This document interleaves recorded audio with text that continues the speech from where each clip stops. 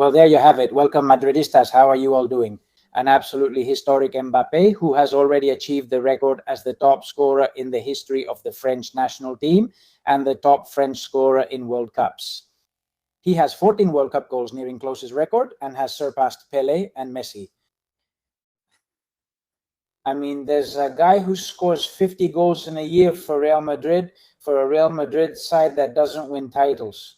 I mean, he's a player that you say, and look, he's given me so many headaches that at first I wouldn't even get into any kind of discussion. I used to say, look, a guy who scores 50 goals, it's impossible to argue about anything he does in a negative sense, like saying he's not needed or that he should be sold or that the team doesn't play well with him. But I don't want to go back to those discussions too much. But, well, the proof is that he just said he needs to help more on defense. As I mentioned before, I only watched the second half of the France match. Previously, I mentioned I couldn't closely watch the first half, though France reportedly didn't play well and Senegal nearly scared them. Well, so much so that there's a play where Maignan, the French goalkeeper, dives for a ball that hits the post. A great chance for Senegal.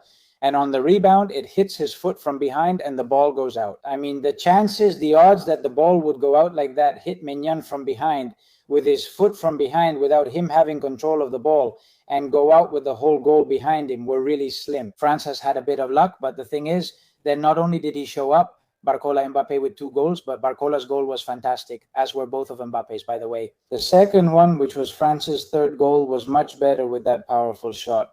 As they say here, from outside the box, really good. France begins like a favorite, aiming to win the World Cup. Winning doesn't mean that those who start off winning will end up winning the World Cup. There have been cases to the contrary in recent years, but anyway, France is one of the top favorites, as it couldn't be any other way. And going back to what Mbappé was saying, like, I have to support a bit more in defense, or help a bit more in defense. He knows it himself. He sees it himself, both in his national team and at Real Madrid. And of course, what happens is that if he did that, we'd be talking about, well, anyway, just move aside so I can take your place. That's what Mbappé would say to the greatest players in football history. But why doesn't Mbappé have a Ballon d'Or yet? Why? With his amazing stats, why? Because he hasn't won a Champions League? Why? Is it because of the team? The team he leaves wins 2 Champions Leagues in a row, and the team he joins that used to win the Champions League stops winning it? Damn, there must be a reason, right? And that something is his influence on a tactical level, even physically, making his teammates put in more effort in defensive duties and so on.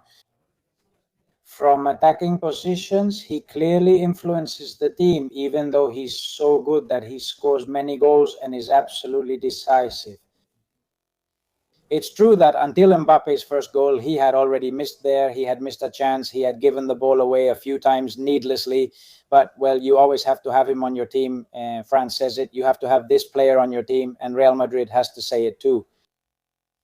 You have to get the most out of Mbappé, the most, not the best, the most out of Mbappé. And the coach who does it, well, he's going to have a weapon of mass destruction. And that has to be Mourinho. Look, Mourinho, it's true that we've said he's not in his prime. It's not that he's not in his prime. Sorry, he was kind of, in a way, not outdated, but he wasn't, if you think of the top 5 coaches in the world, Mourinho wasn't there anymore, because the last teams Mourinho coached, Fenerbahce, Benfica, well, they're not, including Roma, right, with whom he won a title, by the way, because people say Mourinho hasn't won a title in years, but no, he won one with Roma. Even at Manchester United, when he was there, he also won a Europa League. But Mourinho's big challenge, which, come on, he had a good squad, because the last ones he's had haven't been good enough to win titles. It's, besides having a good squad, getting the most out of a player like Mbappé, making sure he commits to defending. If Don Jose manages that, I mean, this could be unbelievable, because it's clear that this player, it's, let's say, something absolutely out of this world. And then on a personal level, just holding him back, because Mbappé, with just a little smile and with his way of speaking and his manners and being a good guy and his communication skills, well, it seems like no. He breaks a plate and then he breaks an entire set of dishes in the smoothest and least exaggerated way possible. But he does do things that bother us, like he did at the end of this season. Or that day when he went out to take down Arbeloa, and Arbeloa, who wants to return to Real Madrid, said, well, look, I'm just going to pretend I didn't hear you, but anyway, let me know in the comments how you feel about this tremendous clash. There's still a lot of World Cup left. By the way, hey, there's still a lot of World Cup left. Sometimes it starts off really well, both for the team and individually, and then you fade away like sugar in water. I don't think that's going to be the case for France, who are going to go very far, as I said, France. And now I'll move on to talk about, to react to certain things that are being said about Spain, because I do want to react to that. France as a team, honestly, football-wise, I find them really boring. Tell me in the comments what you think too. I just don't like watching France. I really don't. It's not a beautiful game. It's not something that keeps you constantly in love for the whole 90 minutes. We're also not really in a position to talk, to be honest. I'm not going to use Spain as an example now after what we did against Cape Verde. I'm going to keep quiet for a while, at least. But anyway, let's move on to Spain. I think I'll just leave it at that for now. The passing, yes. The way they handle the ball, the team working together for the game, and above all, for attractive football. It's a quality that France doesn't have. They have the team effort. Above all, to break up the opponent's play. And because they're like a rock, and because they work very well defensively, but with the attackers this team has, they should perform at an excellent level in every match, and yet they don't. Then there are moments when they don't, and then they have bursts that kill you. Because, I mean, Barco makes the decision of Michael Loris, which is crazy. That player gets another chance. Look, goal for Norway. No goal, but we're seeing the goal by Erling. Let's add it to the video. There he is celebrating. I hope I hope they didn't call offside or anything like that. And ruin this beautiful moment of calling a live goal by Erling, right? Norway takes the lead 1-0 against Iraq in the 28th minute. And here comes the Norwegian. A beautiful battle in this World Cup between Jalan and Mbappé, if the Viking also starts scoring goals. So, as I was saying, this phrase, Michael Franja, Michael Ulises Oris, he's an incredible footballer. And of course, then there's Mbele, who's the current Ballon d'Or winner, but he's not here. Jalan is offside and attempts with his left foot, using the outside as he should. The ball was heading right, which is what a striker like him, a true number 9, needs when it goes to his right or right side. Knowing how to place that left foot, using all parts of the foot to make sure of the shot, and even though the goal was empty, it wasn't easy. He speeds up across there. It's complicated. He had to throw himself, in fact, practically going into the goal. Well, I'm going to react to a few things. They've said a lot, but I'm just going to give this example. Some things that the Argentinians are saying about Spain, about the Spanish national team, well, they've been repeating it for a long time. That we're just a trend, that we were afraid to play the grand final is amazing. But here in the Federation, the one who wanted to play the grand final was Spain, and Argentina refused for a long time. It's true that everything was caused by the war, because in the end it wasn't going to be played in Qatar, otherwise it would have been. And then, well, with all the problems that happened, the ones who were willing to do it were, wow, what a great goal by Iraq, man. What a great goal by Iraq. What a header to tie Norway. What a header from this guy who just rose up here. Well, you have to see it. That's what I'm saying about this. What I see is honestly trying to understand the psychology of the person saying this and how they're saying it. There was a lot of fear. And I think there still is. Let's listen to this one, and now we'll comment, because there are a lot of inaccuracies in things that have been said lately. Speaking months ago, that in this World Cup, the Europeans were going to suffer, that they wouldn't be able to handle the heat. Spain, and I told you so. I mean, it's known that it's the first World Cup played in a hot place, and that Spain, besides, didn't even play in the heat. But if it was in Atlanta and it was a wonderful 21 degrees or 20 degrees in the stadium, in a climate-controlled stadium that's covered, right? So is there any projection? It's not a reason at all.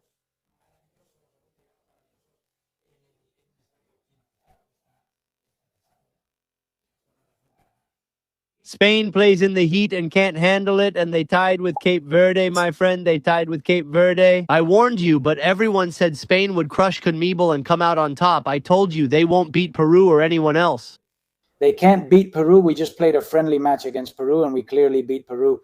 But anyway, But how can they say that, man? How can they say that?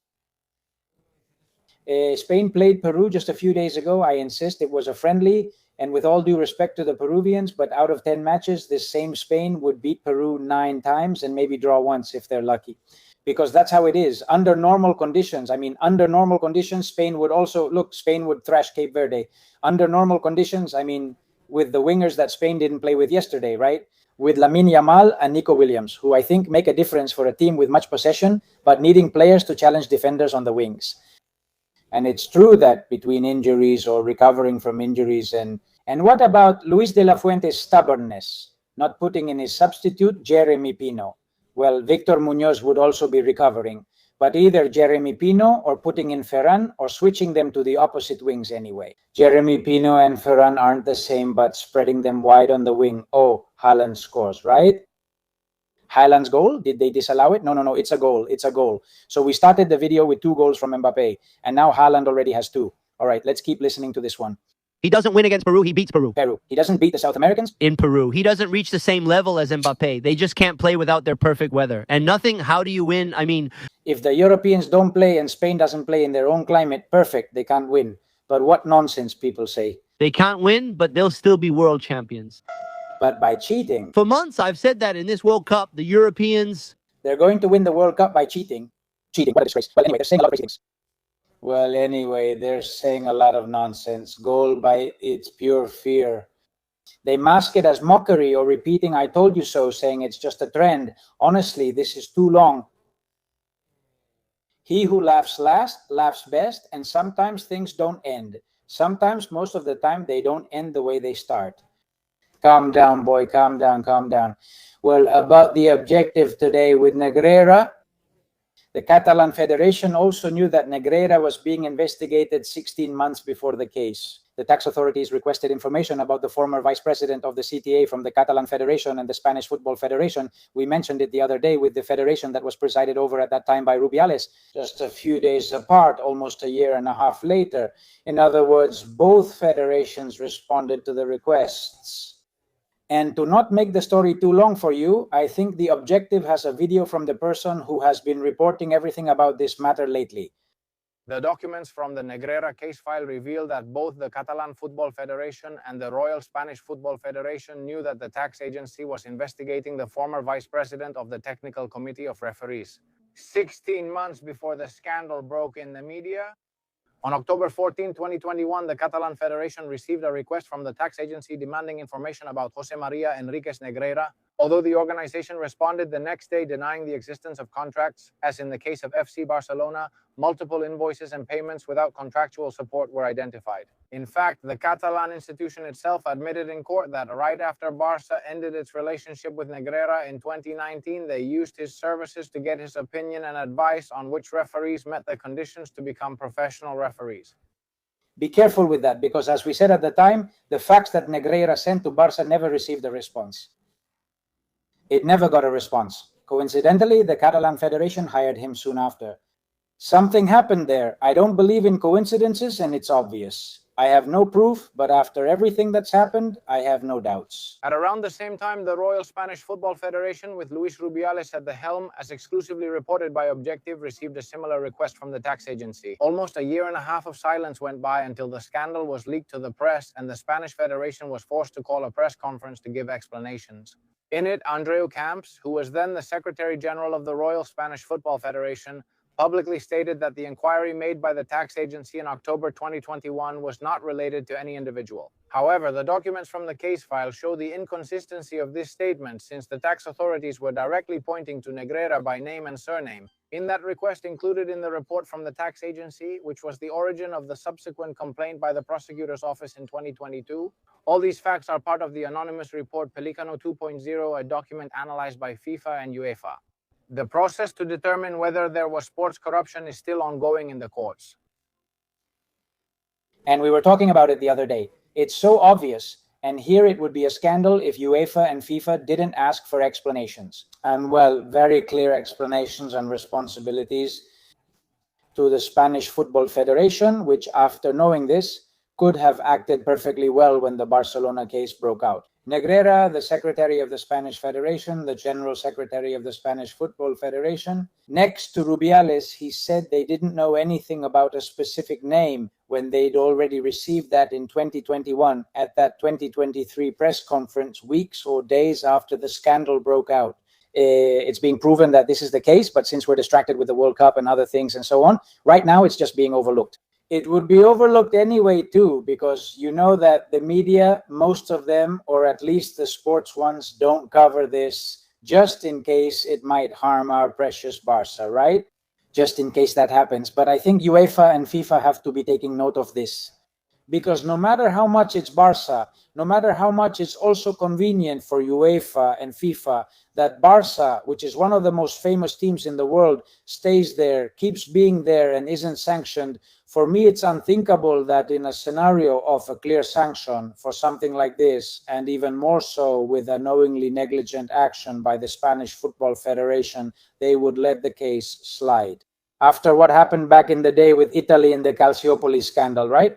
Watch out, Iraq. Oh my, what a chance Iraq just missed. They've missed it and are still down 2-1 to Norway. Hope everything goes well for you. If you liked the video, please like, subscribe, comment, and share. It really helps the channel. See you next time. Bye.